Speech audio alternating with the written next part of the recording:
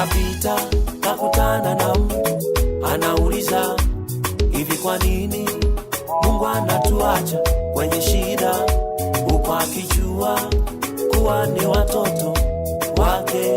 Na tena alijua shetani atakuja kusumbua, na kila nikiomba ndipo majaribu usogea, na kama ukiokoka ndipo na watu huchukia.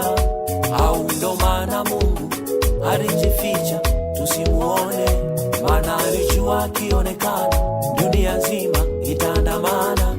Hebu nambie mtumishi, maana moyo umechoka, nimefikia hatua ya moyo kukata tamaa, maana nawaza kama Mungu angekwepo angekwisha nijibu. Mtumishi wa Mungu, usinifiche, niambie ukweli. Ukiwaza hivyo unamkufuru Mungu, ukitaka hivyo unamkosea Mungu. Unataka Mungu afanye kwa matakwa yako, unataka kumwendesha Mungu afanye utakavyo wewe.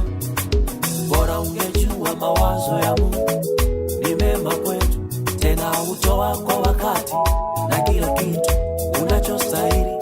Kuna majira, nyakati, utasema leo ametenda. Usimwache Mungu, usimwache Mungu atakutetea. Usimwache Mungu, usimwache Mungu atakushindia. Usimwache Mungu. Majaribu kawaida ya mwanadamu, ila Mungu mwaminifu hataruhusu magumu, hataruhusu jaribiwe kupita uwezavyo, na katika jaribu hatafanya mlango wa kutokea. Katika wakati mgumu tunapaswa kumtumaini Mungu, hata tuacha tuanguke tuteseke, bali kuna neema mbele. Tena atamani kujua kiwango gani unamwamini Mungu. Kwenye tanuru la moto utatoka, utashangilia. Unapigwa vita ni sawa, mti wa matunda ndo upigwa mawe.